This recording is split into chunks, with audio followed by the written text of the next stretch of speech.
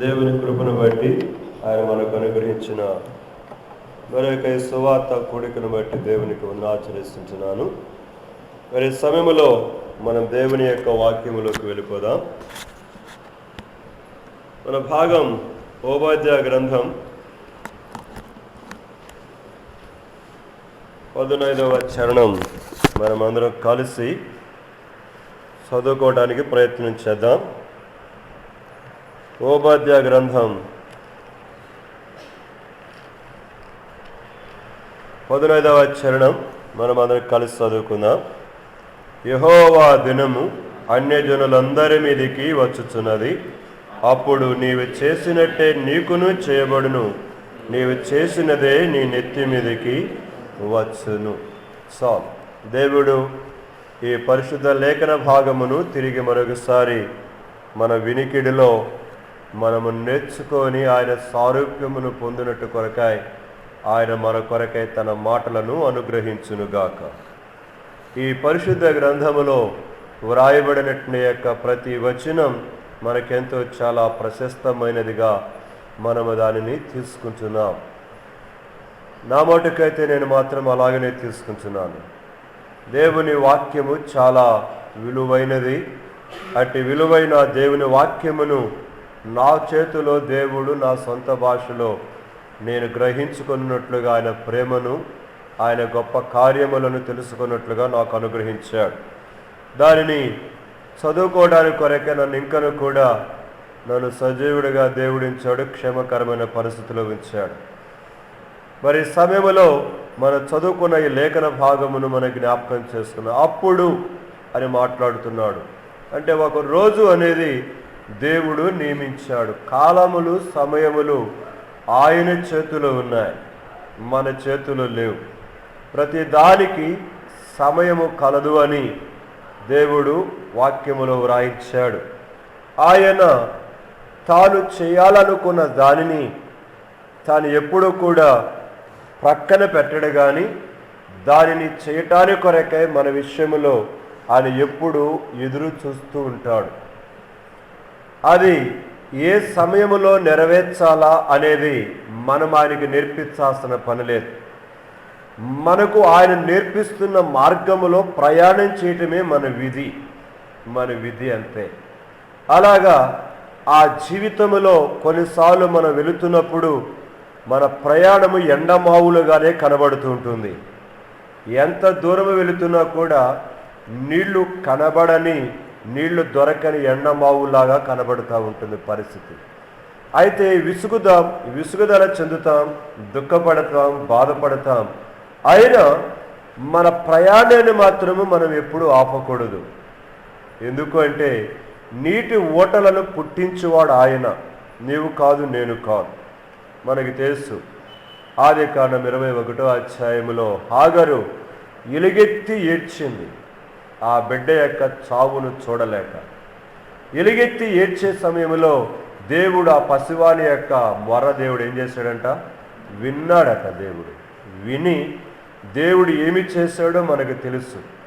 నీరు లేని ఎండ మావులుగా ఉన్న ఎడారిలో, నీటి ఓటలే కానరాని స్థలములో దేవుడు నీటి ఓటను పుట్టించి, దేవుడు ఆమె నేత్రాలు వెలిగింపచేసి నీటి ఓటలో వెళ్ళి తను త్రాగటమే కాదు, తన బిడ్డను కూడా త్రాగించి భవిష్యత్తు దినములో అనేకులను కనటానికి కొరకై ఆ ఇష్మాయేలు ఉపయోగపడ్డాడు. ఆ ఇష్మాయేలు సంతానమే నేడు అరబ్ దేశాల్లో ఉన్న Arab countries, Muslim countries, Arab countries ఉన్నాయి చూసారా. అరబ్ కంట్రీస్ అన్నవన్నీ ఇష్మాయేల్ సంతానమే. కోట్లకు పడగెత్తిన వాళ్ళు పెట్రోల్ బావులు వాళ్ళకి ఎక్కడ చూస్తున్నా, వాళ్ళకి డబ్బు అంటే లెక్క ఉండదు. అదిగో ఆ ఇష్మాయేల్ సంతానమే. ఆ రోజే హాగరు అలా నా పసిపిల్లవాడు అక్కడే ఉంటే వాళ్ళిద్దరు కూడా చచ్చేవాడు. కానీ దేవుడు ఆ పసివాని మొర దేవుడు ఆలకించాడు. నీరు లేని సమయములలో స్థలములలో నీటిని ఓటను పుట్టించి ఆ పిల్లవాడిని బ్రతికించాడు. ఆ పిల్లవాడు పెరిగి పెద్దవాడై ఎలాగైతే యాకోబుకి 12 మంది కొడుకులో అలాగనే ఇష్మాయిలకు కూడా 12 మంది కొడుకులు. ఆ 12 మంది సంతానమే అరబ్బులు. ప్రియమైన వాళ్ళరా, నేను ఎందుకు ఈ విషయాలు చెబుతున్నానంటే, మన పని ఏంటంటే ప్రశ్న వేయకుండా ముందుకు సాగటమే. ఇది ఎందుకు ఇట్లా చేసావు, అది ఎందుకు ఇట్లా చేసావు అని అడిగే మనకు ధైర్యం లేదు. ఈరోజు నా దినభాగం కీర్తన 13 ప్రశ్నలతోటి ప్రారంభించబడుతుంది. ఈ అధ్యాయం కీర్తన 13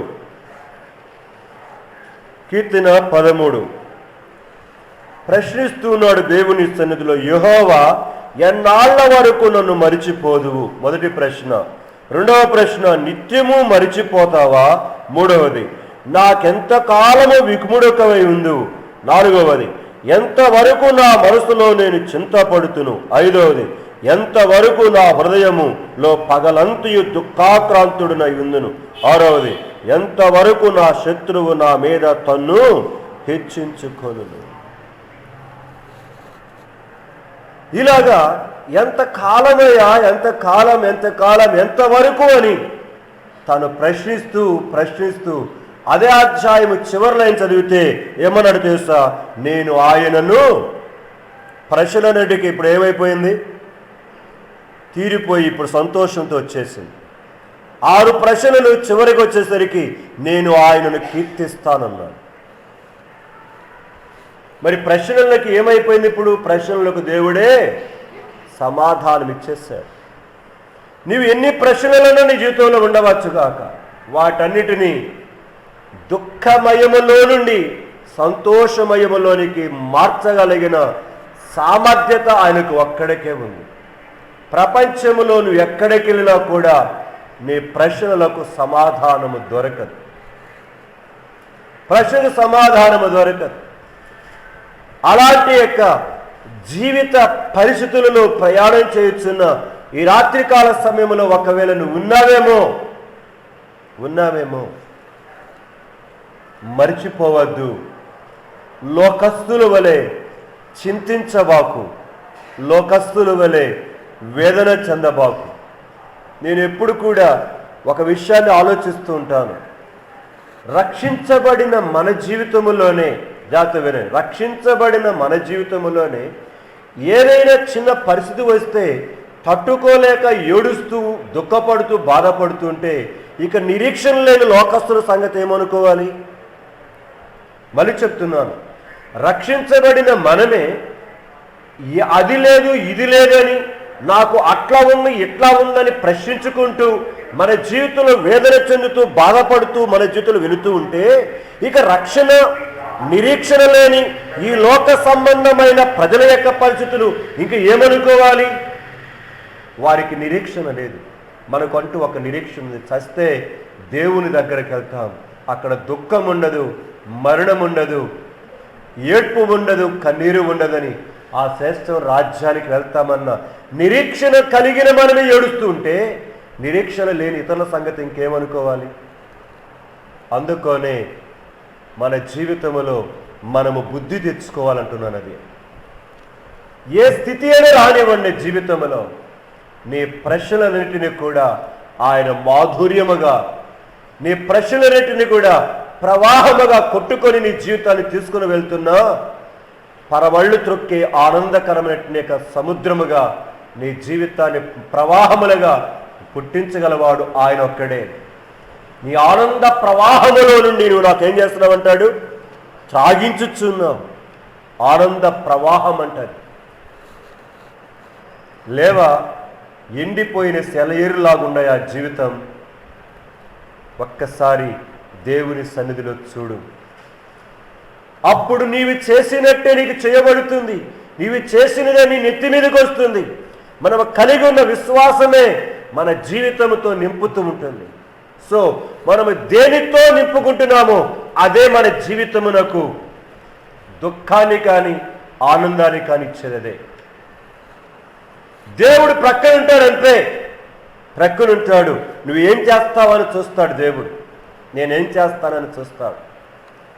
ఎలాగ అడుగు వేస్తావా, ఎడం ప్రక్కకు వేస్తావా, కుడి ప్రక్కకు వేస్తావా, ఆయన విశ్వాసంతో ముందుకు వెళతావా, లోకం వైపు చూస్తూ వెళతావా అని ఆయన చూస్తాడు. రెండు నిర్ణయించుకోవాల్సింది నువ్వే. ఆయన మాత్రం బలవంతంగా మెడబెట్టి నిన్ను మాత్రము నెచ్చడు, నన్ను నెచ్చడు. దేవుని సన్నిధిలో నేర్చుకోవాల్సినవి కోకొలలు ఉన్నాయి. మనం తెలుసుకునేది ఇసుమంతా కూడా లేదు. మన జీవితం ఇసుక రేణువంతా కూడా తెలుసుకోలేదు. అందుకని మన ఆలోచన సరళి మారాలని చెప్తుంది. అందుకని మన దృక్పథం మారాలి, మన బుద్ధి మారాలి. అప్పుడే మన మానసికమైన యొక్క ఉల్లాసాన్ని కలిగి శారీరము ఎంత భయంకరమైన పరిస్థితుల్లో వెళ్తున్నా కూడా మన జీవితంలో ఉల్లాసమును మనము అనుభవించగలుగుతాం. దానిని అభ్యాసం చేసుకోండి. నాకు ఈ రోగం ఉంది, నాకు ఈ జబ్బు ఉంది, నా ఇది ఉంది, ఇది ఉందని ఎప్పుడు దాని గురించి ఆలోచించుకొని జీవితాన్ని దుఃఖమయం చేసుకోవద్దు. నువ్వు చింతించి నీ ఎత్తు 3 ఏళ్ళు చేసుకోగలుగుతావని ప్రశ్నించాడు దేవుడు. ఎందుకు దానికోసం ఏడుస్తావు? అది ఉంది, ఇది ఉందని దానికోసం ఎందుకు ఏడుస్తావు? నువ్వు ఏడ్చేలా చేస్తావని అని చెప్తున్నాడు దేవుడు. నువ్వేం చేయలేవు, మరి చేయలేని గారికి ఎందుకు ఏడుస్తావు? మనుషులు కదన్నా ఏడుస్తావు, మళ్ళీ వెంటనే సెట్ అవ్వు. మళ్ళీ 1 గంట తర్వాత నేను ఈరోజు చాలా సంతోషించాను. ఎందుకంటే దాదాపుగా 4 గంటల ప్రార్థన చేసుకోవడానికి సమయం దొరికింది. అందుకని చెప్పదలుచుకోలేదు. పోయిన వారం అంతా కూడా, పోయిన ఆదివారం కూడా సమయం నాకు దొరకల. నేనే చేసుకుందామని కూర్చునే వాళ్ళు 1-2 వచ్చారు, వెళ్ళిపోయారు. నాకు అనిపించింది నేను చేసింది చాలా స్వల్ప ప్రార్థన, ఇంకా చాలా ఉన్నాయి. అంటే రోజంతా చేసినా కూడా తరగదర అనిపించింది. కాబట్టి అందుకని ఒక్కడే కూర్చొని పైన చాలా 10 గంటలా చేసుకున్నాను. నేను కూడా చాలా చాలా ఫ్రెష్గా ఫీల్ అయ్యాను. నేను కథ చెప్పట్లా మీకు, నేను జరిగిన విషయం చెప్పి. కాబట్టి మీకు నేను చెప్పేది 7 గంటల దాకా మీరు ఏదైనా చేసుకుని పోండి ప్రార్థన. 3 గంటలు నాకు వదిలేసేయండి. మీరు ఇంటి దగ్గర చేసుకోండి తర్వాత ప్రార్థన. తర్వాత మీరు ఎప్పుడైనా వచ్చి చేసుకోవచ్చు ప్రార్థన. కనుక 7 నుంచి 10 దాకా నాకు వదిలేదు, నేను చేసుకుంటాను. కనుక 7 లోపల మీరు వచ్చి చేసుకుని పోతే చేసుకుని ప్రార్థన. కనుక సంతోషం. సో ప్రియమైన వాళ్ళరా, నేను 5 గంటలకు వెళ్ళిపోయినా పైకి. వెళ్ళిపోయి ఆ పక్కనే చాపేసుకొని ఈ ఖాళీ స్థలంలో చేసుకుంటూ వచ్చిన తర్వాత సమాధానం వచ్చింది. తర్వాత నారద సిస్టర్ వచ్చినట్టున్నారు. సరే వచ్చిన తర్వాత పోతూ నాకు చెప్పారు. నేను వెంటనే వెళ్ళిపోయాను పైకి. ప్రియమైన వాళ్ళరా, కొన్ని విషయాలు వింటున్నప్పుడు చాలా దుఃఖం. ఈరోజు పేపర్లో చూస్తే చాలా దుఃఖకరమైన విషయాలు, చాలా బాధాకరమైన విషయాలు. ఎందుకు ఇలా జరుగుతుందా అని ఆలోచించుకోవడం ప్రారంభించాను. ఈరోజు ఉదయాన్న మల్లేశ్వరి పాలు తీసుకొచ్చి పోతా అన్న నీకు తెలుసాను. నాకేం తెలుసు? ఏంటదన్న? సహోదరు నారాయణ అన్న భార్య ఇట్లా చేసింది. ఎప్పుడు? నాకు తెలియదు. నన్ను ఇవాళ ఉదయం దాకా. అరే ఇంటికి వెళ్తే ప్రార్థన చేసుకుంటున్నానంటది కదా. అవును. ఈరోజు పొద్దునే పేపర్ వస్తే పేపర్ కూడా చూసా. 6 రైలు పట్టాల కింద ఏమైపోయినారు? ఉలవపాడు దగ్గర. నిన్నే కుటుంబాన్ని ఇరుపక్షములు వారి నెమ్మది లేక బద్వేల్లో చిన్న వ్యాపారం చేసుకుంటారట వాళ్ళు. సరే వారి మధ్యలో చిన్న కలతలు వచ్చాయి. సరే దాన్ని సరిదిద్దారట. ఆ పక్షం వాళ్ళు ఈ పక్షం వాళ్ళు వచ్చి సరే ఆ విధంగా మేము వెళ్ళి మళ్ళీ పని చేసుకుంటాం మళ్ళీ అని బయలుదేరిచ్చి ఆ విధంగా వాళ్ళు వీళ్ళు కూడా కలిసి వచ్చి సింగరాయ కొండ దగ్గర వాళ్ళని రైల్వే స్టేషన్లో వదిలిపెట్టి ఎవరి దారిని వాళ్ళు వెళ్ళిపోయారు. ఇప్పుడు భార్య భర్త 4 పిల్లలు, 5 సంవత్సరాల అమ్మాయి, 2 కళ్యాణ్, 2 కవల పిల్లలు, 3 సంవత్సరాలు 8 నెలల అబ్బాయి. మొత్తం 5 సంవత్సరాల లోపలే 4 పిల్లలు. మొత్తం భార్య భర్త 4 పిల్లలతో కలిసి రైలు ఎదురుకుపోయి రైలు కింద ఏమైపోయినారు? మొత్తం 6 మటాష్. చదివి పేపర్ అట్ట పెట్టాను. మళ్ళీ వచ్చి చెప్పింది ఈ సంగతి. మళ్ళీ మీకు చెప్తున్నాను, పోయిన వారం మహారాష్ట్రలో డీజీపీగా పనిచేసినట్టు యొక్క ఒక బెస్ట్ కనిగట్టిన ఐపీఎస్ ఆఫీసర్ మీరు పేపర్లో చదివి ఉండొచ్చు. ప్రియమైన వాళ్ళరా, ఎంత మంచి వ్యక్తి అంటే అంత మంచి వ్యక్తి అంట అతను. అలాగా అనేకమైన యొక్క భయంకరమైన యొక్క కరుడుగట్టిన వారిని గడగడలాడించినటువంటి యొక్క నీతి కలిగిన న్యాయంగా తన పరిపాలన చేసేటువంటి యొక్క పోలీస్ ఆఫీసర్ అతను. అయితే గత 2-3 సంవత్సరాల నుంచి తనకు బాగులేక లాంగ్ లీవ్ పెట్టాడంట. లాంగ్ లీవ్ పెట్టి దేశ విదేశాలలో తనకున్న రోగాన్ని కుదుర్చుకోవడానికి కొరకై శతవిధాల ప్రయత్నం చేశాడు. కానీ గత 3 రోజుల క్రిందట తన రూమ్లో కూర్చొని తన దగ్గర ఉన్న పిస్టల్ తీసుకొని షూట్అవుట్ చేసుకొని అక్కడ ఏమైపోయినాడు, చనిపోయాడు. అద్భుతమైన ఆఫీసర్ క్షణికావేశములో ఈ రోగము నా జీవితంలో నన్ను పొడిచిపెట్టి పోదు, నా బ్రతుకు ఇంతే, నేనెందుకు ఇక జీవించాలి, ఎన్ని చోట్ల చూపించినా కూడా రోగము కుదురు పట్టలేదు, డబ్బులు తక్కువేమీ లేవు, తినటానికి తక్కువేమీ లేదు. అద్భుతమైన ఆఫీసర్ అనేకమైన యొక్క భయంకరమైన నేరగాళ్లను గడగడలాడించిన వాడట. అలాగా తన డ్యూటీలో ఉన్నాడంటే ఆ పోలీస్ ఆఫీసర్ అలాంటి వాడట. అతని గురించి కొన్ని విషయాలు రాశారు. అయితే తన దగ్గర ఉన్న పిస్టల్ తీసుకొని తను షూట్అవుట్ చేసుకొని అక్కడికక్కడే చనిపోయాడు. చనిపోవటము నీకున్న సమస్యకు పరిష్కారమా? ఉదయం పూట ఆ వార్త వింటంతో నారాయణ బ్రదర్ను నేను ఆ నారాయణ బ్రదర్కి ఇప్పుడు చాలాసార్లు చెప్పేవాడు, బ్రదర్ రా మందిరాన్ని, రావాలని ఆశ ఉందయ్యా, కానీ వస్తా ఒకరోజు వస్తా. ఆ పిల్లల్ని నాగమ్మ గారు తీసుకొస్తారు, పక్కన కూర్చోబెట్టుకుంటారు. 2 ఆడపిల్లలు. క్షణిక ఆవేశములో పావు గంటల్లోనే మొత్తము జరిగిపోయిందట. నాకు ఈరోజు ఉదయం తెలిసేసరికి ఇక వెంటనే పైకి వెళ్ళిపోయి ప్రార్థనలో కూర్చున్నాను. ఇక్కడ ప్రియమైన వాళ్ళరా, అంతేనా? మొన్న 4 రోజుల క్రిందట మరొక విషయం, ఇలా చెప్పుకుంటే 100 ప్రతిరోజు. అతను ఒక గొప్ప శాస్త్రవేత్త, ఆస్ట్రేలియన్ సైంటిస్ట్, అద్భుతమైన శాస్త్రవేత్త. అయితే తను దాదాపుగా 104 సంవత్సరాల వయస్సు, చాలా వృద్ధుడు. అయితే తాను కూడా చాలా భయంకరమైన ఒక రోగం చేత పీడించబడుతూ వచ్చాడు. ఆ రోగము చేత తాను పీడించబడుతూ బాధపడుతూ ఆస్ట్రేలియా గవర్నమెంట్ గట ఒక లెటర్ రాసుకున్నాడట.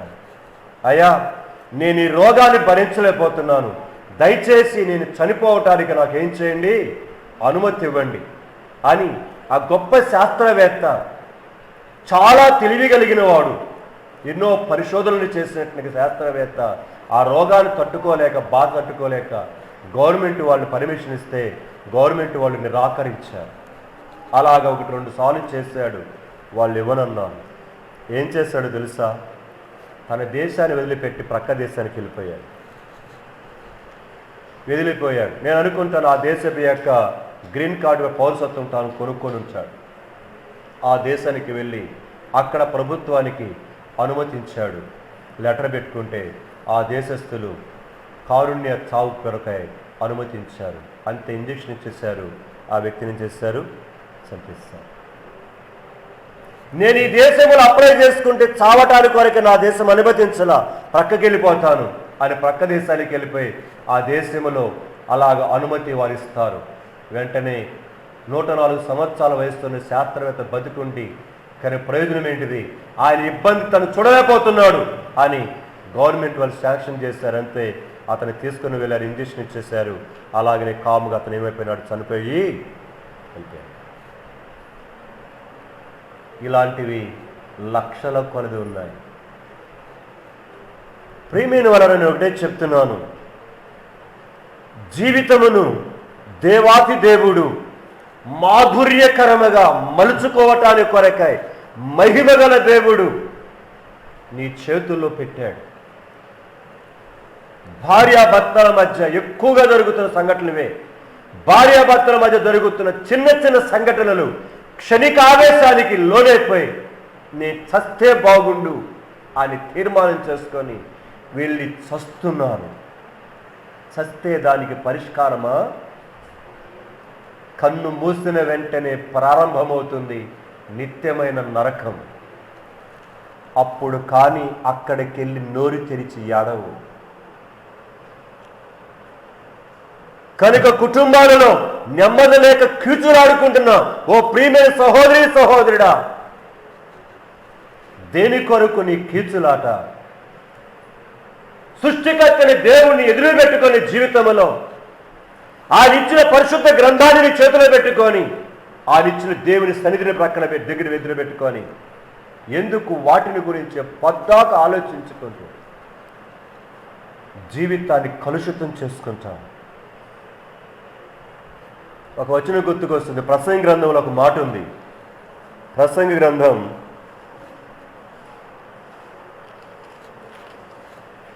10వ అధ్యాయం 1వ వచనం చదువుతున్నాను. బైబిల్ దీన్ని నిద్రపోతున్నారు కొంతమంది, కాళ్ళు దాచుకొని బైబిల్ దీన్ని బైబిల్ చెప్తా ఉంటే నిద్రరాదు. 10వ అధ్యాయం 1వ వచనం చదువుతున్నాను. బుక్కావాని తైలములో చచ్చిన ఈగల పడుట చేత అది చెడు వాసన కొట్టును. కొంచెము బుద్ధిహీనత త్రాసులో ఉంచిన ఎడల జ్ఞానమును ఘనతను తెలగొట్టును.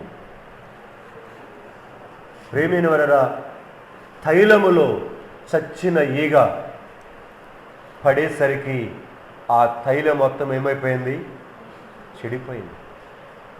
కొంచెము నీలో ఉన్న చిరాకు నీ జీవితం మొత్తాన్ని కలుషితము చేసేస్తుంది.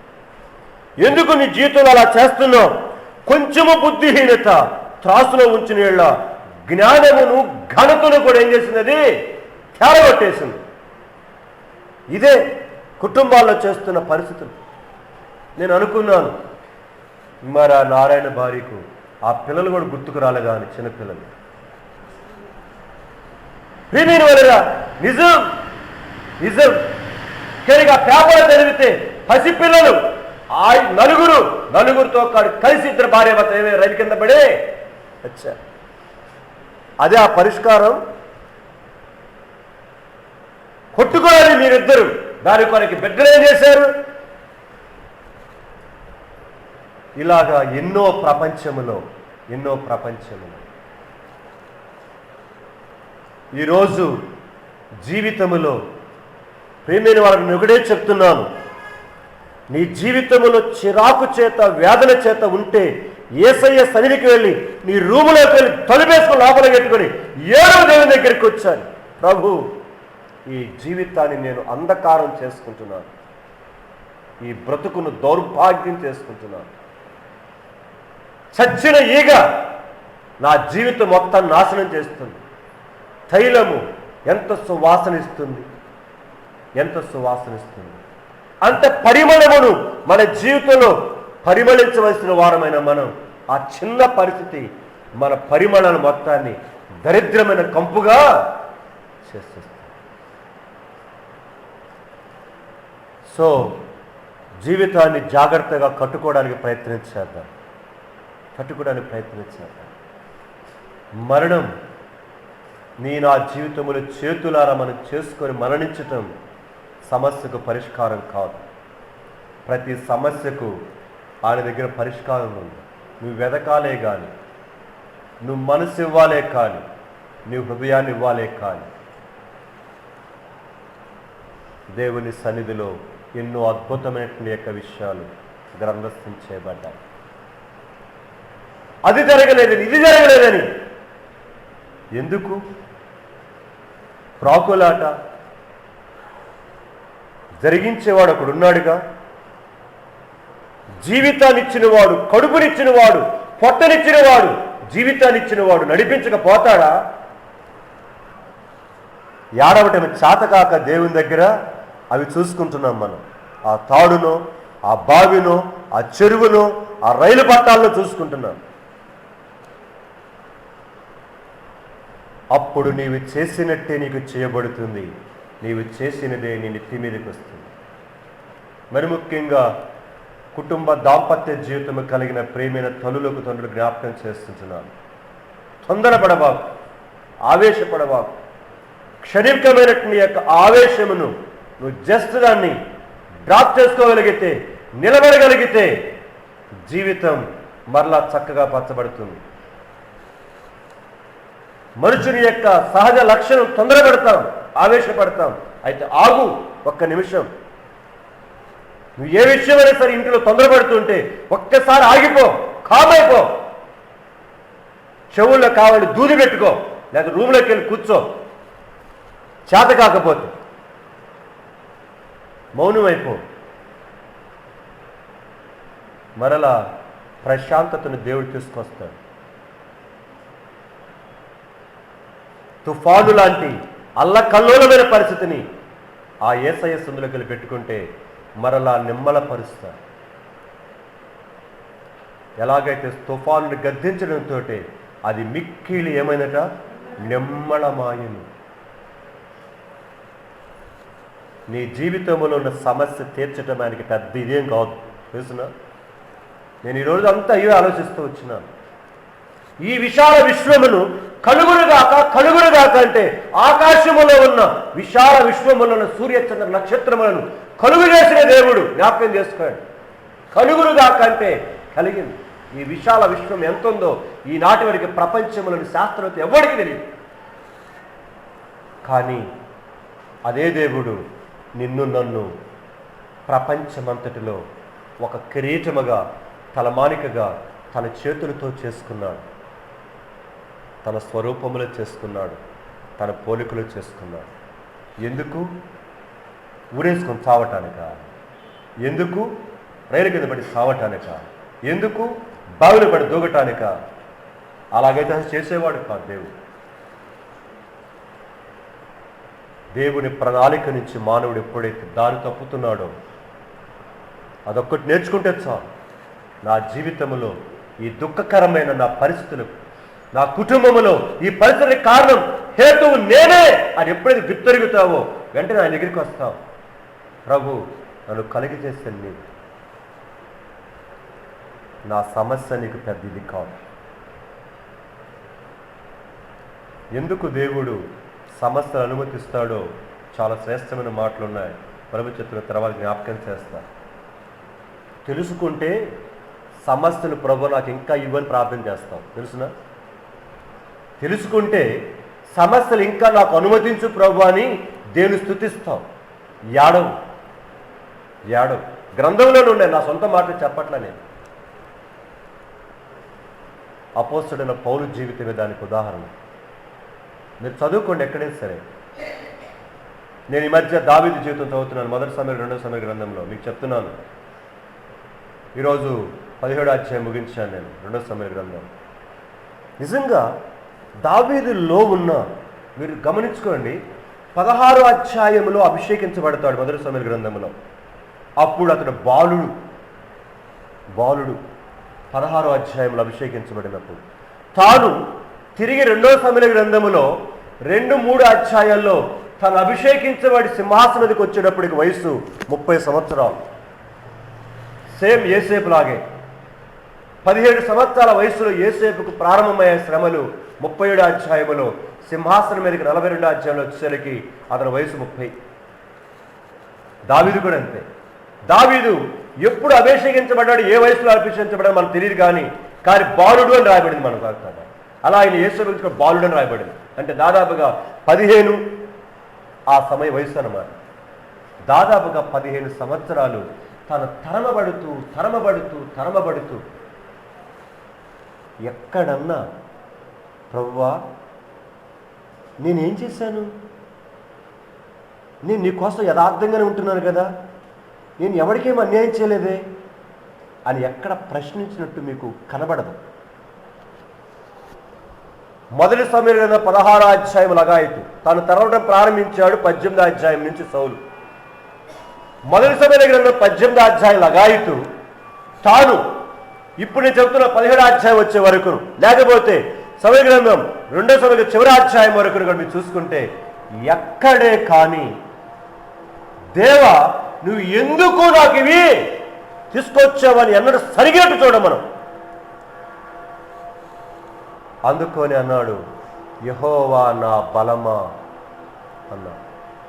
యెహోవా నా బలమా యథార్థమైనది నీ మార్గం, పరిపూర్ణమైనది నీ మార్గం. యెహోవా, చూసారా పాటలోని చరణము, ఆ వచనములోనే ఉంది, ఆ పల్లవిలోనే, యెహోవా నా బలమా నీ మార్గం ఎలాంటిది? యథార్థమైనది. యథార్థమైనది. నా బలమనే యేసయ్యా నీ మార్గం యథార్థమైనది. నేనే చెడిపోయిన వాడను, నిన్ను ప్రశ్నించటానికి నాకు హక్కు లేదు. నా సొంతగా నా లోపలికి నేను చూసుకుంటున్నాను. నిజంగా గత 2 రోజుల నుంచి ఆ 13వ అధ్యాయం నుంచి నేను పర్టికులర్గా జ్ఞాపకం చేసుకుంటున్నాను. అబ్షాలోము తన కుమారుడు అయిన అబ్షాలోము దావీదు విషయంలో, ఇద్దరి విషయంలో 18వ అధ్యాయంతో క్లోజ్ అవుతుంది. జ్ఞాపకం చేసుకోండి. 2వ సమూయేలు గ్రంథం 13వ అధ్యాయంలో స్టార్ట్ అయినట్టు యొక్క ఆ అబ్షాలోముతో సమస్య 18వ అధ్యాయం ముగించబడుతుంది.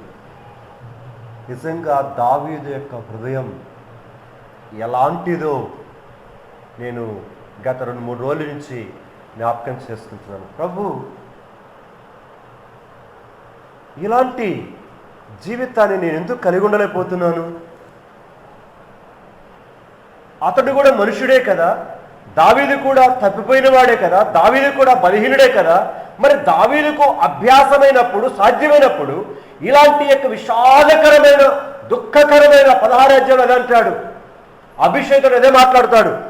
చీపో చీపో అంటుంటే షీమేనేవాడు అభిషేక్ పక్క నుండి, అయ్యా నా ఏలినవాడు ఒక్క మాట సెలవివంటే అభిషేక్ మాట్లాడు. నా గర్భమున పుట్టిన నా కుమారుడైన అబ్షాలోమే నన్ను తరుముతూ ఉండగా ఇది పెద్ద సమస్య నాకు కాదు. ఇది నాకు పెద్ద సమస్య కాదు. ప్రేమైన వరరా, దేవుడు నా యందు ఇష్టముంటే తిరిగి తీసుకొస్తాడు. నువ్వేం చేయాల్సిన పని లేదు. ఎలాంటి హృదయం తన జీవితంలో ఉంటున్నదో ఇవన్నీ నేను మరలా చదువుకుంటున్నప్పుడు నేను ప్రార్థనలో కూడా అదే ఎక్కువ చేసుకున్నాను. ప్రభు, సహాయం చేయి నా జీవితంలో. అప్పుడు నీవు చేసినట్టే నీకు చేయబడుతుంది. అప్పుడు నువ్వు చేసింది నీ నెత్తి మీదకి వస్తుంది.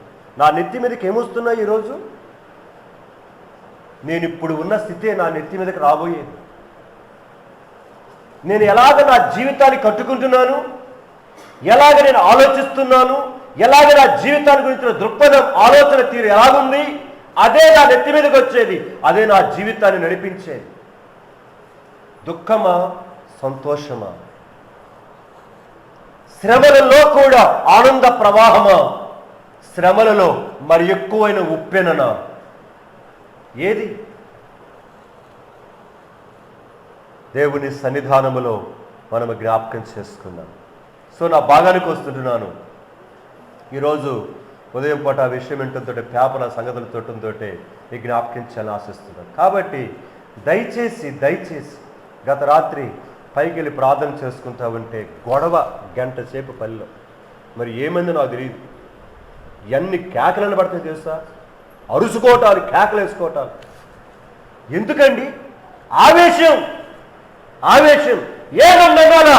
మరి ఏం జరిగిందో నాకు తెలియదు, నేను అడగదలుచుకోవాలా. అంతలోకి ఆటోలో నుంచి సువార్త నుంచి వచ్చారు సిస్టర్స్. ప్రేమైన వలరా క్షణికమైన ఆవేశం. ఏమండి అంత ఇదైపోతున్నావా?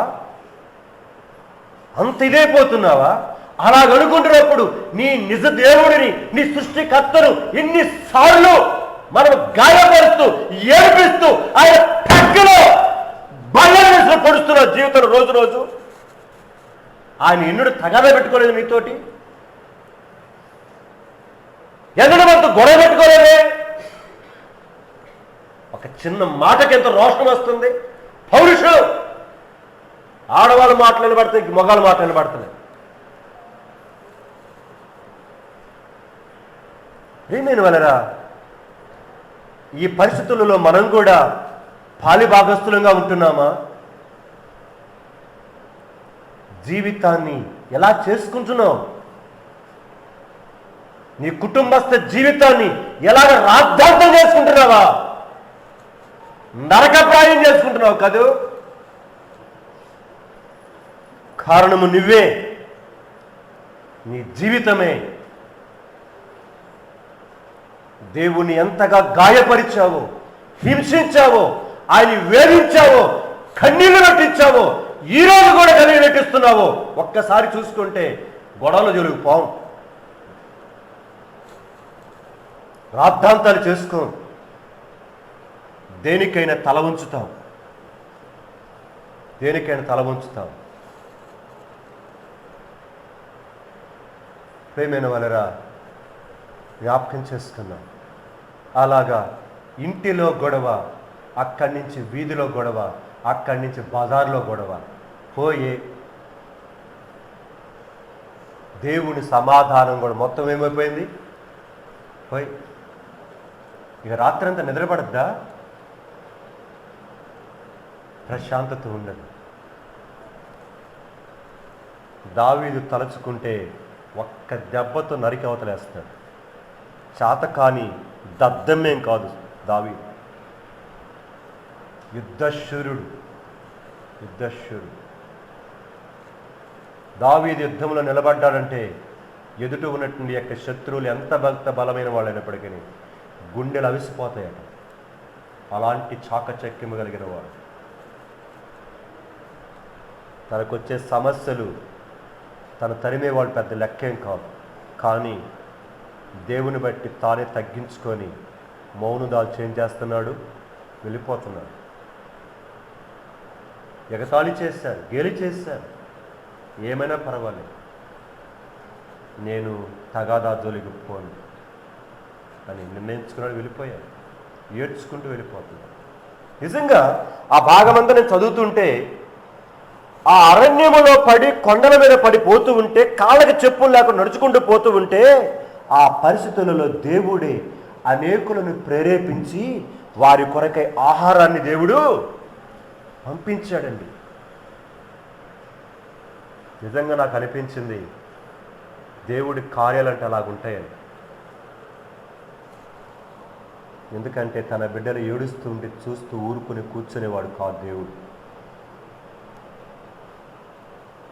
నిలబడతారా లేదో చూస్తాడు. నిలబడితే ఆయనే ఆశ్చర్యకరమైన సహాయాన్ని చేస్తాడు. ఎవరిని ఎలాగ రేపుతాడో నీ సహాయం కొరకై నీకు తెలియదు. మోషేని కాపాడడానికి కొరకై ఫరో కుమార్తెని దేవుడు తీసుకొచ్చాడు స్థానానికి. అక్కడికి అదే ఫరో కుమార్తె ఇంటిలో మోషే 40 సంవత్సరాలు ఏం చేశాడు? లేకపోతే మోషే ఏం కావాలి? చనిపోవాల్సింది. అక్కడ దేవుడు ప్లాన్స్ నీకు తెలియదు. అయితే ఒకటి చేయాలంటే నోరు మూసుకొని మనం ఏం చేయాలి? వెళ్ళిపోవాలి ముందుకంతే. ఇదెందుకిట్ట అని ప్రశ్నించవాకు. ఎందుకిట్ట నా జీవితం జరుగుతుంది? నన్ను నేను ప్రశ్నించుకోవాలంతే.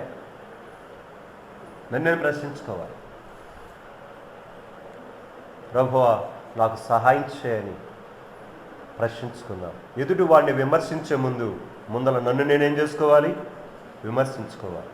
అప్పుడే ఎదుటివాడు మనకు ఎలా కనబడతాడు? చక్కగా కనబడతాడు. నన్ను నేను విమర్శించుకోకపోతే ఎదుటివాడు విమర్శించడానికి నాకు హేతువుగా కనబడతాడు. దేవుని సన్నిధానంలో జ్ఞాపకం చేసుకుందాం. దేవుని బిడ్డలముగా, అప్పుడు నీవు చేసినట్టే నీకు చేయబడును, నీవు చేసినదే నీ నెత్తి మీదకి వచ్చును. దాని కొరకే మనం తీసుకున్న భాగం న్యాయాధిపతుల గ్రంథం 19:2 నేను భాగంలోకి వెళ్ళిపోతున్నాను. డైరెక్ట్గా వచ్చినా చెప్తున్నాను. కనుక అక్కడి నుంచి 4 చూసుకున్నాం. కనుక ఆమె విడిచిపెట్టింది, వ్యభిచరించింది, మోసం చేసింది. 4వది ఆమె త్రోవ తొలగిపోయింది. హోషేయ 4:12 ప్రకారం చూసుకుంటున్నాం. సో అక్కడి నుంచి త్రోవ తెలియకపోతే తెలుసుకొని నడవాలి అని తీసుకుంటూ వచ్చినాం. తెలియకపోతే తెలుసుకోవాలి, తెలుసుకొని ప్రయాణం చేయాలి. అదే యేసు ప్రభువుని శిష్యులు అడుగుతూ వచ్చారు. 18:3 అడుగుతూ వచ్చినప్పుడు యేసు ప్రభు సమాధానం చెప్తూ వచ్చాడు. ఏమని? దానిని మనం జ్ఞాపకం చేసుకుంటున్నాం. వారు అడిగిన ప్రశ్నలు అడిగితే యేసు ప్రభువు వారు సమాధానం చెప్తుంది. ఇంకోటి చెప్పాడు, ముందుల మీరు పరలోక రాజ్యంలో వెళ్ళే చూసుకోమని చెప్పాడు. దేవుడు చెప్తున్నాడు, మీరు మార్పు నుండి బిడ్డల వంటి వారు అయితేనే కానీ మీరు పరలోక రాజ్యములో ప్రవేశించరు. అందులో దాంట్లో రెండవ పదాన్ని చూస్తున్నాం, మీరు బిడ్డల వంటి వారైతేనే. బిడ్డల వంటి వారైతేనే దాంట్లో 10 విషయాలు మీకు జ్ఞాపకం చేస్తాను. అందులో మొదట చూస్తున్నాను, బిడ్డలు ఎలాంటి వారంటే అన్నిటి మీద ఆధారపడతారు, పెద్దవారి మీద ఆధారపడుట అనే దాంట్లో రెండోది చూస్తుంటున్నాం. దాని కొరకు మనం ప్రస్తుతం ఎక్కడున్నామంటే 1 కొరింథీ 2వ అధ్యాయం 4-5 చరణాల్లో ఉన్నాం. అక్కడికి వెళ్దాం. 1 కొరింథీ 2వ అధ్యాయం. మీకు ఒకటే చెప్తున్నారు, అది లేదు ఇది లేదని ఎప్పుడు ఏడబాకండి. కలిగిన దానితో తృప్తి పడండి. దేవుని కొరకు నమ్మకంగా పని చేయండి, సేవ చేయండి, ఆయన పని చేయండి. జీవితాన్ని సరిగా కట్టుకోండి. కీచులాట్లు వస్తాయి కుటుంబాల్లో, కానీ దగదలు వస్తాయి. వెంటనే ఒక తగ్గిపోండి. నేను ఎందుకు తగ్గుతాను అనుకోని అన్నామంటే అక్కడే వస్తుంది పెడదాలు అక్కడే పడుతుంది. యేసుక్రీస్తుని బట్టి తగ్గించుకో. చావు. గత రాత్రి జ్ఞాపకం చేశారు. అదే 2 తిమోతి పత్రికలో 2:11 అదే జ్ఞాపకం చేశారు. యేసుతో కూడా చనిపోయిన వారమైతే యేసుతో కూడా ఏమవుతాము? బ్రతుకుతాం. అదే నేర్చుకోండి. యేసుతో కూడా చావు. నేను భర్తనైతే ఏం పర్వాలేదు, కొంచెం తగ్గించుకో. అరే భార్యనైతే నేను సంపాదిస్తే తగ్గించుకో, ఏం పర్వాలేదు. నీ కుటుంబం కోసమే. లేకపోతే మానసికమైనటువంటి యొక్క వేదనలు వస్తాయి. కాబట్టి జాగ్రత్త జ్ఞాపకం చేసుకుంది. ప్రియమైన వాళ్ళరా, అలాగా మన జీవిత ప్రతి దానికి దేవుని మీద ఏం చేద్దాము? ఆధారపడదాం. ఇప్పుడు చదువుకుంటున్నాం. నాది వెనకాల చెప్పండి. 4-5 వచ్చిన కలిసి ఉంటాయి. మీ విశ్వాసము మనుషుల జ్ఞానమును ఆధారము చేసుకొనక దేవుని శక్తిని ఆధారము చేసుకొని ఉండవలెనని. ప్రియమైన వారి ఈ భాగాన్ని మనము ధ్యానం చేస్తూ మన ప్రస్తుతం ఎక్కడున్నాం? 2వ రాజుల గ్రంథం 7వ అధ్యాయంలో ఉన్నాం. ఇప్పుడు అక్కడికి వెళ్ళక ముందుగా ఈరోజు నా దినభాగం సాయంకాలం ఇందాకే వేరే వాళ్ళ దగ్గరికి వెళ్ళొచ్చేసి బైబిల్ దగ్గర కూర్చుందాం, ఈరోజు సాయంకాలం భాగం చదువుకుందామని నా 2వ తిమోతి పత్రిక 3వ అధ్యాయం చదవటం ప్రారంభించాను. ఒక మాట నన్ను సంధించింది, అది మీకు జ్ఞాపకం చేస్తున్నాను. 2వ తిమోతికి వెళ్తున్నాను. తిమోతి రాసిన 2వ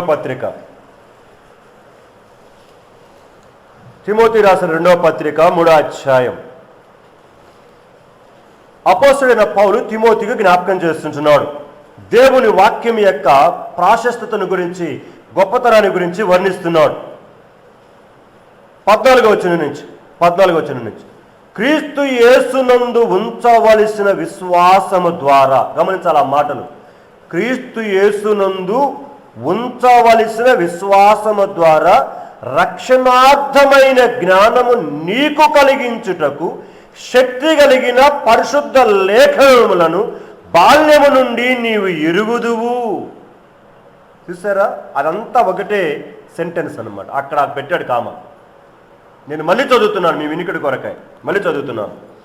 క్రీస్తు యేసునందు ఉంచవలసిన విశ్వాసము ద్వారా రక్షణార్థమైన, గమనించాలి, రక్షణార్థమైన యొక్క జ్ఞానము నీకు కలిగించుటకు. అర్థమవుతుందా? రక్షణార్థమైన జ్ఞానము నీకు కలిగించుటకు శక్తి గల పరిశుద్ధ లేఖనములను బాల్యము నుండి నీవు ఎరుగుదువు. మీ విశ్వాసం మనుష్య జ్ఞానమును ఆధారము చేసుకొనక దేవుని శక్తిని ఆధారము చేసుకొని ఉండవలెనని.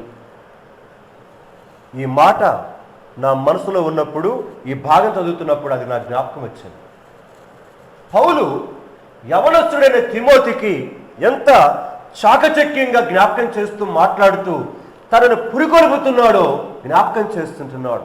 గత దినాన్ని కూడా చెప్పా, దేవుని సన్నిధిలో తిమోతి ఆరోగ్యకరంగా ఉన్నాడా అంటే ఆరోగ్యకరంగా ఏం లేడు.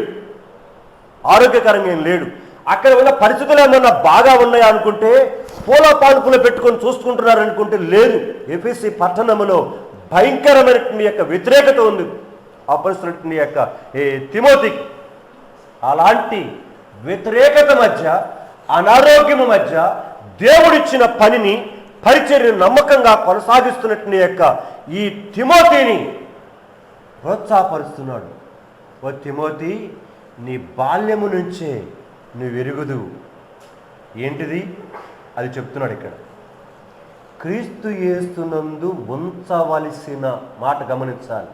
క్రీస్తు యేసునందు నువ్వు ఉంచినా కాదు, క్రీస్తు యేసునందు ఉంచవలసిన ఆ మాట గమనించాలి. క్రీస్తు యేసునందు ఉంచవలసిన విశ్వాసము ద్వారా. ఈ రాత్రి ప్రశ్నించుకోండి, అక్కడ క్రీస్తు యేసునందు ఉంచవలసిన విశ్వాసము మనము లేని కారణానే దేవుని శక్తి మీద మనము ఆధారపడలేకపోతున్నాం. క్రీస్తు యేసునందు నేను ఉంచాను అనుకుంటున్నావే కానీ నిన్ను నువ్వుగానే మోసం చేసుకుంటున్నావు. నన్ను నేనుగా మోసం చేసుకుంటున్నాను. మోసపోవద్దు. జీవితంలో చివరికి నీకు నీవే మోసపోతావు, నాకు నేనే మోసపోతాను. జీవితం ఎంత భయంకరంగా మన జీవితాన్ని ఈడ్చుకొని వెళ్తూ ఉంటుందో జ్ఞాపకం చేయబడుతున్నాయి వచనాలు. సో జాగ్రత్త. క్రీస్తు యేసునందు ఉంచవలసిన విశ్వాసము ద్వారా రక్షణార్థమైన జ్ఞానము నీకు కలుగునట్లు. శక్తి కలిగిన లేఖనాలు, ఓటి లేఖనాలు కాదు, శక్తి కలిగిన లేఖనాలు నీ బాల్యం నుంచి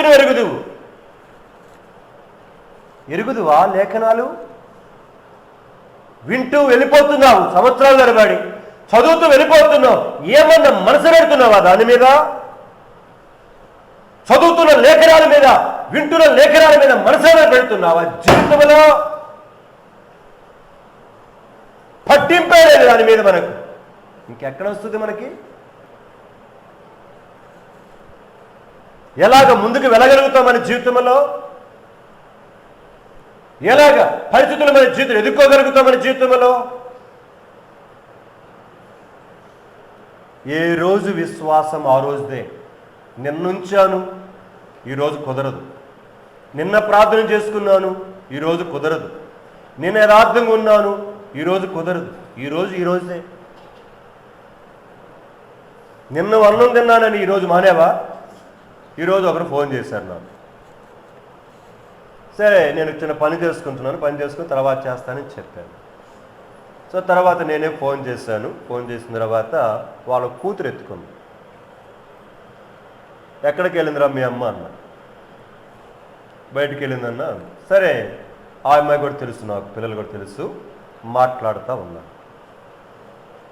మాట్లాడుతున్న తర్వాత ఆ అమ్మాయి ఇంజనీరింగ్ చదువుతూ ఉంది, 2వ సంవత్సరం. కాలేజీకి వెళ్ళలేదంట్రా అన్న. నేను వెళ్ళలేదు అంకులు, పరీక్షలు ఉన్నాయి కనుక పరీక్షలు ఉన్నప్పుడు వెళ్తున్నాను, ఇంటి దగ్గర ఉండి చదువుకుంటున్నాను. సరే, నేను అడిగాను, మరి ఇవాళ ఇప్పటిదాకా పని అయిపోయింది, ఇప్పుడే తర్వాత మాటలు చెప్పింది.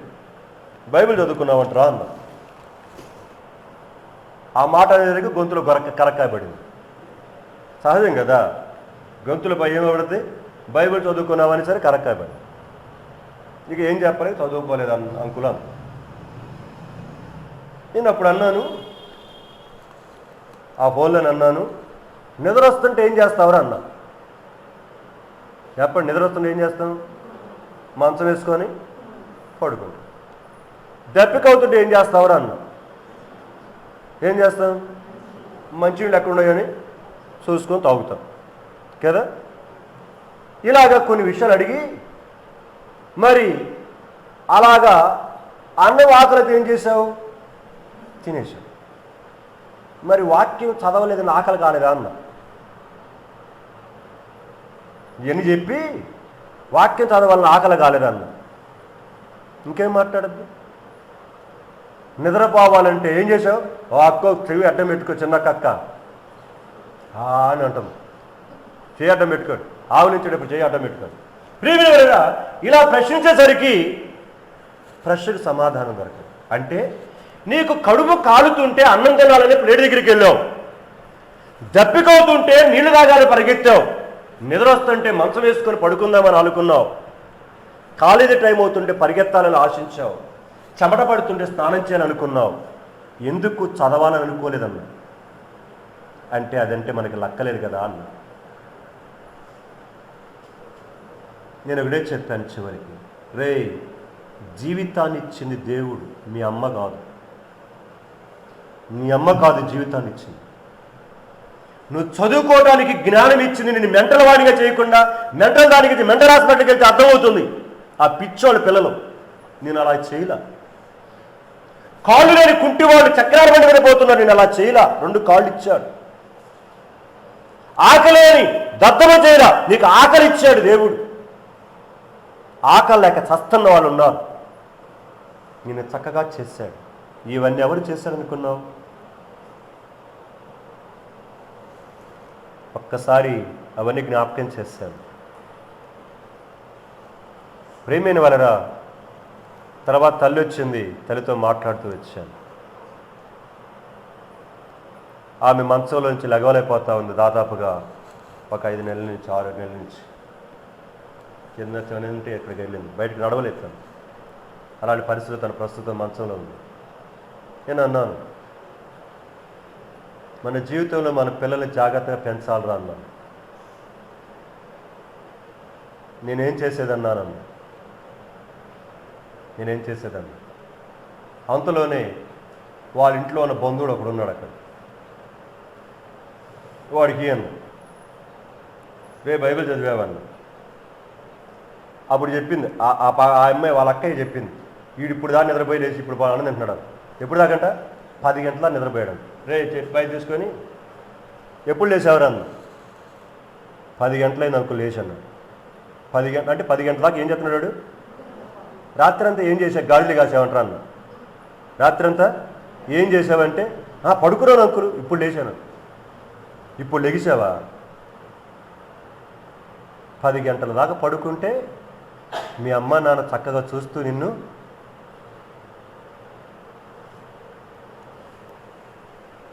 ప్రేమైన వాళ్ళరా, మన పిల్లలకు మనము తర్ఫీదు ఇవ్వాలి చిన్నప్పటి నుంచి. తప్పదు. సో తర్వాత కాసేపు నిద్రపోమని పిల్లలు, అది వేరే విషయం. పొద్దున్నే లేచి మనతో పాటు మన పిల్లలు కూర్చోబెట్టుకొని కుటుంబ ప్రార్థనలో కూర్చోబెట్టుకోవాలి. అక్కడ నేను చెప్పాను మీకు చాలాసార్లు, ఉయ్యూరులో బీసీ జాన్ గారు అని ఉండేవాడు. నేను ఆయన దగ్గర సంవత్సరం ఉన్నా. 6 పిల్లలు ఆయనకి, 4 మగపిల్లలు, 2 ఆడపిల్లలు. 6 పిల్లల్ని ప్రతిరోజు ఉదయం సాయంకాలం నేను ఉన్న సంవత్సరం రోజుల్లో ఏ రోజు కూడా మిస్ లేదు. నేను ఇవ్వగల సాక్ష్యం ఆయన గురించి. చనిపోయినాడు అండి ఈ మధ్య. వాళ్ళ కొడుకుని పిలిపిస్తాను ఒకసారి. కనుక ఈ మధ్య ఎక్కడ ఇద్దరు ముగ్గురు సేవలో ఉన్నారు పిల్లలు. కనుక ఈ మధ్య కలిశాడు, పిలిపిస్తాను మన అబ్బాయిని. ప్రియమైన వాళ్ళరా, దేవుని సన్నిధానములో మన పిల్లలను మనం ఎప్పుడైతే అలాగ నేర్పిస్తామో అది వారి భవిష్యత్తు జీవితంలో వారిని కడుతుందండి, చక్కపరుస్తుందండి. జ్ఞాపకం చేసుకో. నా పిల్లలు అనుకొని వారి మీద ప్రేమలు ఎక్కువవుతాయి మనకి. అది ప్రేమ ఎక్కువైపోయి రొచ్చయి కంపు కొట్టి వాడిని నెత్తిని కూర్చొని ఏడుతుంటే, అప్పుడు తంతా ఉంటే, నడుము తంతా ఉంటే అప్పుడు ప్రార్థన చెయ్యన్నా, ప్రార్థన చెయ్యక్క అప్పుడు చేస్తావు. ఇప్పుడు చెయ్యు. పడుకోనన్నా, పడుకో అమ్మా.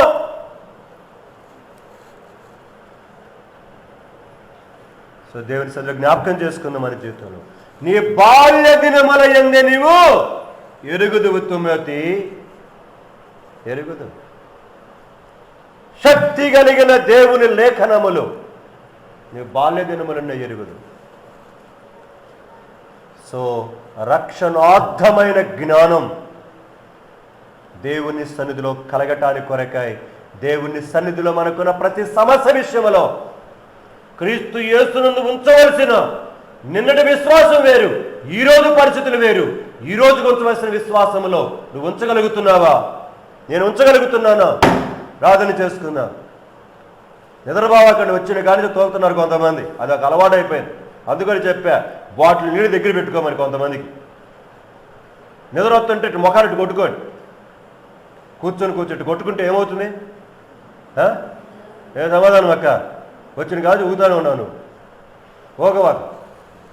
మీకు జ్ఞాపకం చేసుకున్న దేవుని సన్నిధిలో, దేవుని యొక్క సన్నిధిలో రక్షణార్థమైన యొక్క జ్ఞానముని కలుగునట్లు కొరకాయ బాల్యం నుంచి నీకు లేఖన భాగాలేదు. సో మన విశ్వాసము మనుష్య జ్ఞానమును ఆధారము చేసుకొనక దేవుని యొక్క శక్తిని ఏం చేసుకోవాలి? సో కారణం ఏంటంటే మనుష్య జ్ఞానము చాలా స్వల్పమైనది, దేవుని శక్తి అపరిమితమైనది. మళ్ళీ చెప్తున్నాను, మనుష్య జ్ఞానము దేవుని దృష్టికి వెర్రితనము కలిగింది, దేవుని శక్తి మనుషుని జ్ఞానమునకు మించిన అపరిమితమైన శక్తి కలిగింది. ఓ జ్ఞాని, నీ జ్ఞానము ఏమయ్యను? ఈ లోకము తర్కవాది, నీ జ్ఞానము ఏమయ్యను? అలాంటి సామర్థ్యము కలిగిన, శక్తి కలిగిన, మన ఊహలకు అందటానికి వీలు కానివంతమైనటువంటి యొక్క అద్భుతమైన ప్రభావముతో నింపబడిన శక్తి కలిగిన దేవుడి నీ పక్షంగా ఉన్నాడు. ఆ శక్తి మీద ఆధారపడు. ఇప్పుడు దేండి రాజుల 2వ గ్రంథం 7వ అధ్యాయం. రాజుల 2వ గ్రంథము 7వ అధ్యాయం. అప్పుడు ఎలీషా రాజుతో ఇట్లనెను, యెహోవా మాట ఆలకించుము. యెహోవా సెలవిచ్చినదేమనగా, రేపు ఈ వేళకు షోమ్రోను ద్వారమున రూపాయి 1ంటికి 1 మానిక సన్నని పిండియు, రూపాయి 1ంటికి 2 మానికల ఎవరును అమ్మబడును. అందుకు ఎవరి చేతి మీద రాజు ఆనుకొని ఉండినో ఆ అధిపతి, యెహోవా ఆకాశమందు కిటికీలు తెరచినను ఆరాగు జరుగునా అని దైవజనునికి ప్రత్యుత్తరమయ్యగా, ఆ దైవజనుడైన అతడు అంటున్నాడు, నీవు కన్నులారా దాన్ని చూచెదవ గాని దానిని తినకుందువని అతనితో. సో ఇక్కడ రెండిటికి మధ్య పోరాటం, అదే మనుషుని విశ్వాసం, దేవుని జ్ఞానమునకు మధ్యన పోరాటం ఇక్కడ 2 వచనాల్లో ఉంటుంది. దేవుని శక్తితో నింపబడిన వాడు ఎలీషా చెబుతున్న మాటలు మానవ జ్ఞానం మీద ఆధారపడిన వాడు రాజుగారి దగ్గర ఉన్న మంత్రి. దేవుని శక్తి చెబుతుంది, రేపు ఈ వేళకు ఒక అద్భుతాన్ని నేను చేయబోతున్నా. 24 గంటల లోపల, రేపు ఈ వేళ కంటే అర్థమైంది 24 గంటల లోపల నేను ఒక ఆశ్చర్యమైన కార్యం చేయబోతున్నాను అని దేవుని శక్తి చెబుతుంటే మనుష్య జ్ఞానం ప్రశ్నిస్తుంది. దేవుడు ఆకాశములో నుండి కిటికీలు విప్పినా కూడా అది జరగదు అంటుంది. చూడండి, మనుష్య జ్ఞానమునకు దేవుని శక్తికి పోరాటం ఇక్కడ. ప్రేమైన వలరా మన జీవితంలో కూడా ఇలాంటి పరిస్థితులు వస్తాయి. అయితే ఈ పోరాటములో మన జీవితంలో ఏ పక్షం గెలుస్తుంది అది పరీక్షించుకోండి. ఏ పక్షం గెలుస్తుంది? మనుష్య జ్ఞానము గెలిపిస్తున్నావా? దేవుని శక్తిని గెలిపిస్తున్నావా? చాలాసార్లు మన బ్రతుకు ప్రయాణములో, ఈ పోరాటపు యొక్క యాత్రలో ఎక్కువ శాతం అదిగో అక్కడ రాజు దగ్గర ఉన్న ఆ మంత్రికి వలె మనమును కూడా అలాగా ప్రశ్నిస్తుంటాం. నేను ఒకటే చెప్తున్నాను మీకు ఎప్పుడు కూడా, మన ఉన్న జ్ఞానము, ప్రపంచమంతరి యొక్క జ్ఞానము తీసుకొని వచ్చి బ్యాలెన్స్ల తరాసులో తీసుకొచ్చి ఒక ప్రక్కన పెట్టిన దేవుని దగ్గర ఉన్న వెర్రితనం ఉంది. అంటే చాలా లిస్ట్ అది తీసుకొచ్చి ఆ త్రాసులో పెట్టిన మనుష్య జ్ఞానం అంతా పైకి తేలిపోదు. అంటే దేవుడి దగ్గర ఉన్న లిస్ట్ అయినది ఏదైనా ఉందంటే దానికి కూడా మనుషుని యొక్క జ్ఞానము సాటి రాదు. అలాంటి దేవుణ్ణి కలిగి ఉన్న మనం ఎందుకు దేవుణ్ణి చిన్న చూపు చూస్తున్నాం? దేవుని శక్తి సామర్థ్యాలను ఎందుకు కించపరుస్తున్నావు? ఎందుకు నీకున్న పరిమాణములో కొలుస్తున్నావు? మీకు అదే చెప్పాను పోయిన వారమో లేకపోతే అంతకుముందు వారం అనుకుంటా. ఆ దైవజనుడు చెప్పిన మాట. ఈ సంవత్సరం నేను దేవుని దగ్గరకు ఒక 10 లీటర్ల పట్టే బేషను తీసుకొచ్చి, ప్రభు ఈ సంవత్సరం ఈ 10 లీటర్ల బేషన్ను నీ ఆశీర్వాదాలతో నింపని ప్రార్థన చేస్తున్నావు. వచ్చే సంవత్సరం కూడా 10 లీటర్ల బేషనే కాదు, ఇప్పుడు నువ్వెంత తీసుకురాగలుగుతావో తీసుకురా, 20-30 నింపటానికి ఇష్టం.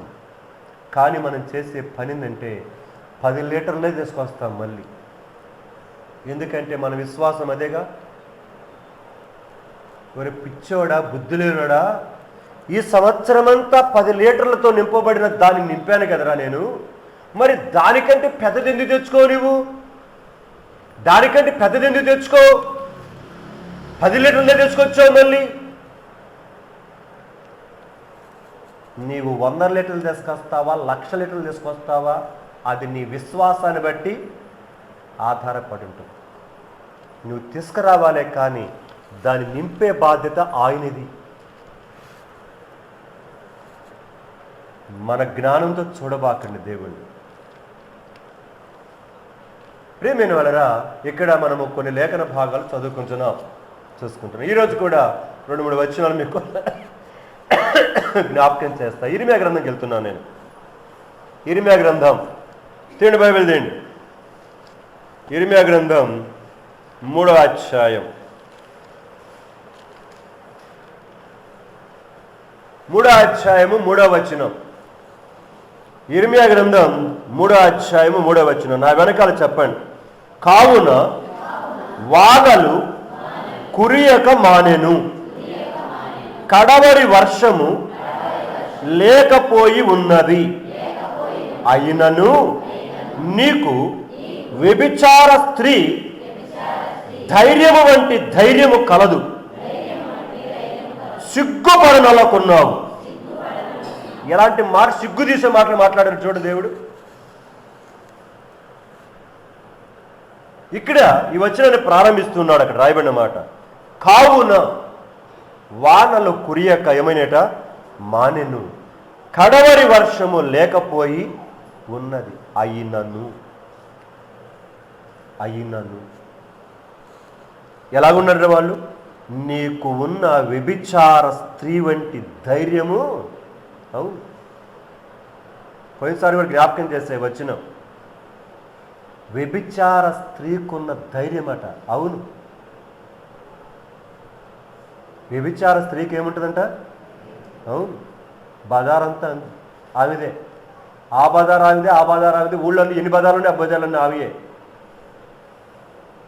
ఎందుకు? తెగించింది. ఇక సిగ్గు అర్థలేదు అని. వ్యభిచార స్త్రీ వంటి ధైర్యం కలిగి పోతా ఉంటుంది అంతే. అయినను నువ్వు ఇలాగ ప్రవర్తిస్తున్నావు. నీవు సిగ్గుపడనొల్లక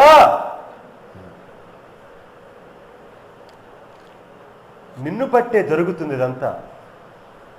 నిన్ను పట్టే నీకున్న పాపిష్టి బతుకుందే, నీ స్వభావం ఉండే, దాన్ని బట్టి జరుగుతున్న రాద్ధాంతం నీ ఇంట్లో, నీ బతుకులో జరుగుతోంది. కావున జరుగుతుంది ఇది. అయినాకు నువ్వు మార్చుకోవట్లా. పై వచనం చదువుతున్నాను, 2వ వచనం. చెట్లు లేని కొండ ప్రదేశం వైపు నీ కన్నులెత్తి చూడుము, నీతో ఒకడు శయనింపని స్థలము ఎక్కడ ఉన్నది? ఎడారి మార్గమున అరబీ దేశస్థుడు కాచియుండునట్లుగా నీవు వారి కొరకు త్రోవలలో కూర్చుండి ఉన్నావు. నీ వ్యభిచార చారముల చేత, నీ కార్యముల చేతను నీవు దేశమును ఏం చేస్తున్నావు? నీ కొంపనే కాదు, నీ బజారును, నీ ఊరు కూడా ఏం చేస్తున్నావు? అపవిత్రం చేసి పడేస్తున్నావు. కావున వానల కురియక మానెను, కావున కరువు వచ్చింది, అయినను నీవు సిగ్గుపడనొలకున్నావు. అయినను నీ ధైర్యము వంటి ధైర్యమును మానక ఉన్నావు. ఇంకా ఎంతకాలం పోవాలనుకుంటున్నావు ప్రయాణములో? నీ ఇల్లు ఒళ్ళు గొల్లైపోయి ఎన్నో రకాలుగా తంటాలు పడుతున్నావు, అయినా జ్ఞానం రావట్లేదా?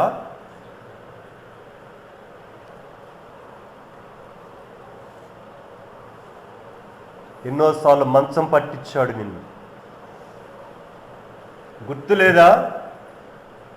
ఎన్నోసార్లు నిన్ను మనలను మంచం పట్టించాడు, గుర్తుకు రావట్లేదా? ఈ మధ్య ఒక సంఘటన విన్నాను నేను, చాలా బాధాకరమైన విషయం. సంఘంలో ఉండేవాళ్లే, ఇక్కడ మీద ఆరాధన చేసేవాళ్లే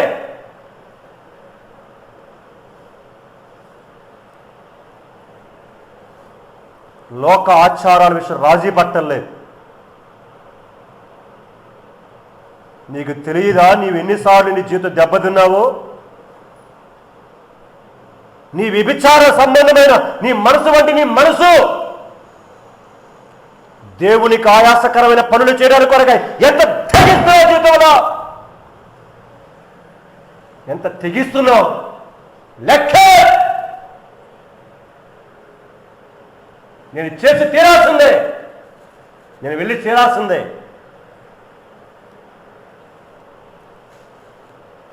జాగ్రత్త, జాగ్రత్త.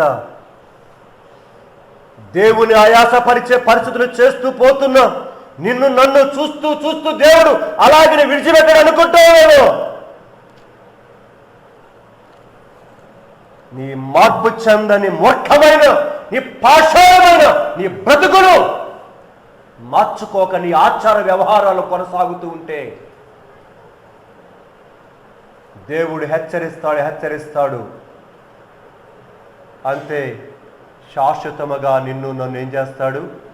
లాగేస్తాడు. ఈ అన్న ఉన్నటి ద్వారా నష్టమే, ఈ కుమారుడు ఉన్నటి ద్వారా నష్టమే, ఈ కుమార్తె ఉన్నటి ద్వారా నాకు నష్టమే. నా పనికి ఆటంకం కలుగుతుంది. నమ్మకముగా ఉన్న నా బిడ్డలకు కూడా ఏమవుతుంది? అభ్యంతరకరంగా తయారవుతున్నారు వీళ్ళు. ప్రేమైన సహోదరి సహోదరుడా, జీవితంలో మన జీవితాలను ఒక్కసారి కట్టుకోవడానికి ప్రయత్నం చేద్దాం. విని వెళ్ళిపోయే స్థితిలో ఉన్నావా? విని లోబడి దాని ప్రకారంగా బ్రతికే స్థితిలో ఉన్నావా? లోక సంబంధమైన పద్ధతుల విషయం రాజీ పడలేకపోతున్నావు. ఎన్నడన్న దేవుని బ్రతుకు కోసమై, దేవుని వాక్యం కోసమై రాజీ పడలేని జీవితాన్ని నీ జీవితం ఒకటి చూపించు. నువ్వు ఒక్కటి చూపించు.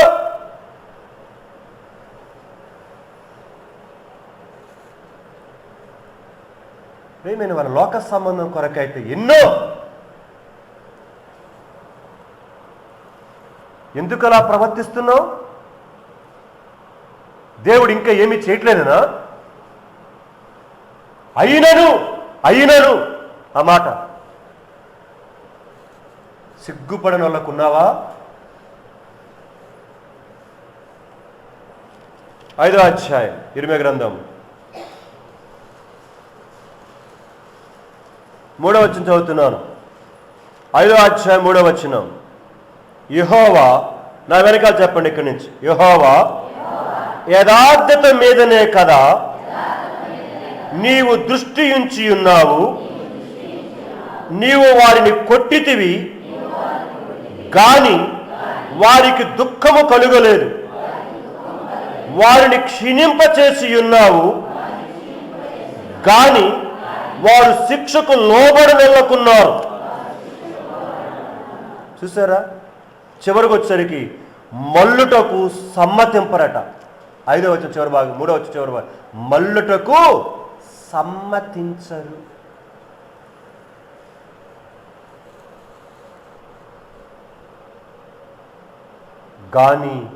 గాని ఆయన అక్కడ 2 సార్లు ఆ పదం వాడుతూ వచ్చాడు. అక్కడ యెహోవా యథార్థత మీదనే కదా నువ్వు దృష్టి పెడుతుంది. అవును, దేవుడు యథార్థత మీదనే దృష్టి పెడుతున్నాడు. కానీ అక్కడ రాయబడిన మాట, నువ్వు వారిని కొట్టితివి, అర్థమవుతుందా? గాని వారిని క్షీణింప చేసి ఉన్నావు గాని దుఃఖము కలగట్లేదట, శిక్షకు లోబట్లేదట, సమ్మతించి మలటానికి ఇష్టపడి. నేను ఇంతే, నేను మార్పే చెందను, ఇక్కడ మాత్రం దొంగ ఆరాధన చేస్తాం, ఇక్కడ మాత్రం దొంగ ఆరాధనలో చేస్తాం.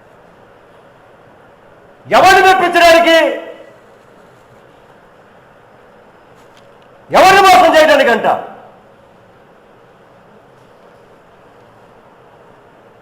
నీకు నీవే మోసపోతున్నావు, ఎవరో మోసపోరు. నాకు నేనే మోసపోతున్నాను, ఎవడో మోసపోడు. మళ్ళటానికి సమ్మతిద్దాం. సమ్మతి కలిగిన మనసును దేవుడు ఎదురు చూస్తున్నాడు. ఇంకా చేచాచి టైం అయిపోయింది, నేను ముగిస్తున్నాను. దేవుని సన్నిధిలో ఒక్కసారి మన పరిశీలన చేస్తుంది. నీ జ్ఞానము చొప్పున ఆలోచిస్తున్నావా? దేవుని యొక్క శక్తి చొప్పున ఆలోచిస్తున్నావా?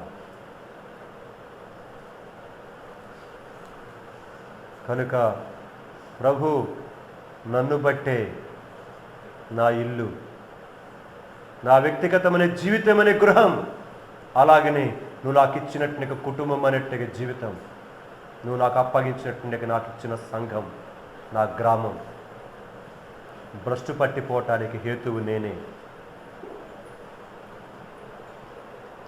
కానీ నేను మలటలేదు, కానీ నేను లోబట్టలేదు. ఎన్నో రకాలుగా నాతోటి మీరు సంప్రదిస్తున్నారు, నాతో ముచ్చటిస్తున్నావు, కానీ నేను ఇలాగే వెళ్ళిపోతున్నాను. ఈ రాత్రి నేను వాక్యం ద్వారా నాతో మాట్లాడుతూ వచ్చావు, నాకు సహాయం చేయని దేవుడు పెట్టుకున్నాను.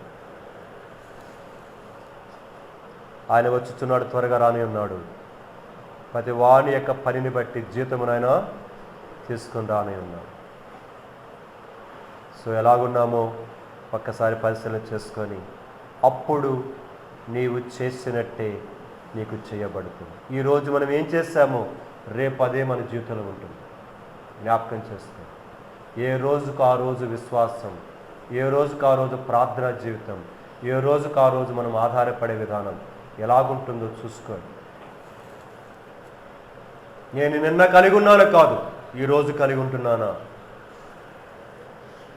రేపటి కొరకే నా జీవితమును ఇంకా ఆశ్చర్యకరంగా సిద్ధపరుచుకుంటానా లేదా పరీక్షించుకొని దేవుని చేతిలో పెట్టుకుందాం. ప్రార్థన చేసుకుందాం. మోకాళ్ళ మీదకి రండి, మోకాళ్ళ మీదకి రండి. దేవుని వాక్య వెలుగులో ఒక్క నిమిషం మళ్ళీ మన పరిశీలన చేసుకుందాం.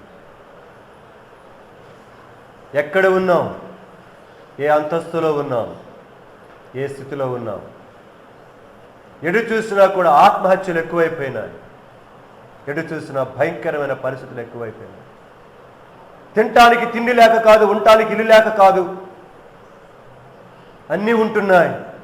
చిన్న చిన్న సమస్యలు జీవితాలను అర్ధాంతరంగా ముగిచ్చేస్తున్నాయి.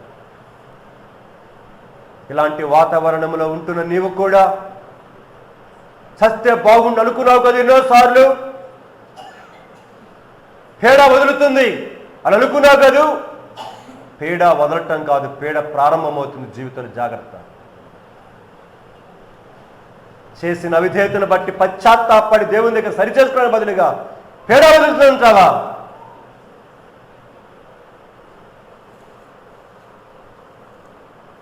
పోతే నువ్వే పోతావు, పోతే నేనే పోతా. ఆ పీడ నీతోనే నాతోనే పోతుంది. ఆ దరిద్రం ఇంటికి మాత్రం తగిలించవాకండి.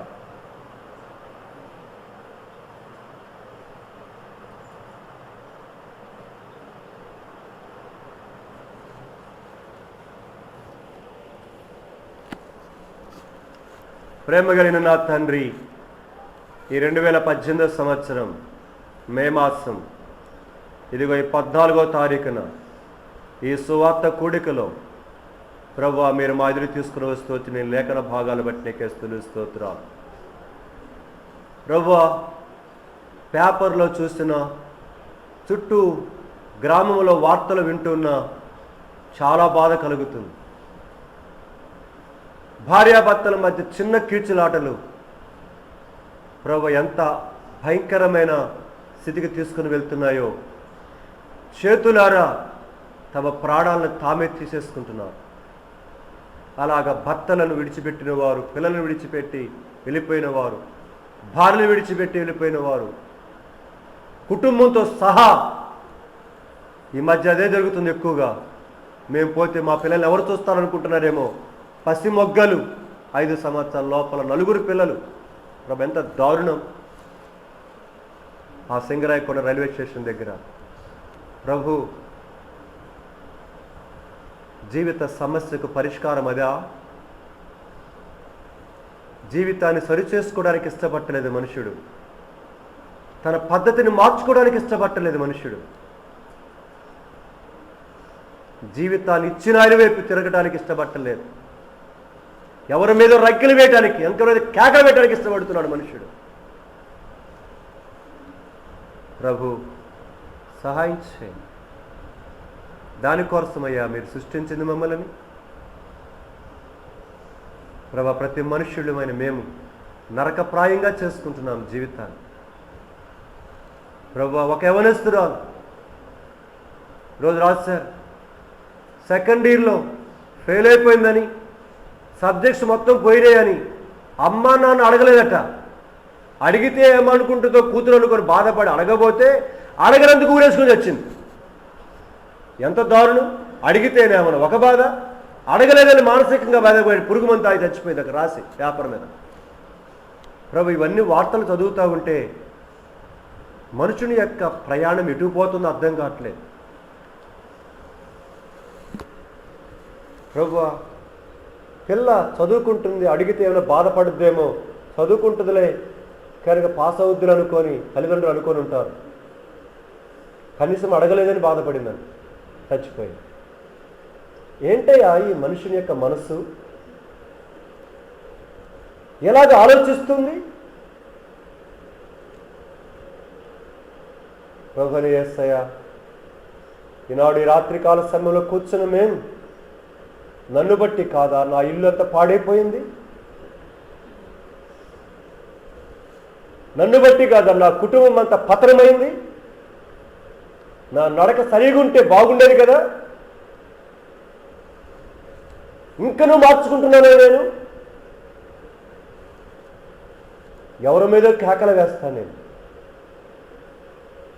యేసయ్యా, నన్ను బట్టి నేను పరిశీలన చేసుకోవడానికి కొరకాయ నీ వాక్యం ద్వారా మాట్లాడుతూ వస్తున్నారు. నీకే స్తుతులు, స్తోత్రాలు. ఎలీషా ఎంత అద్భుతమైన మాట చెప్తున్నాడు.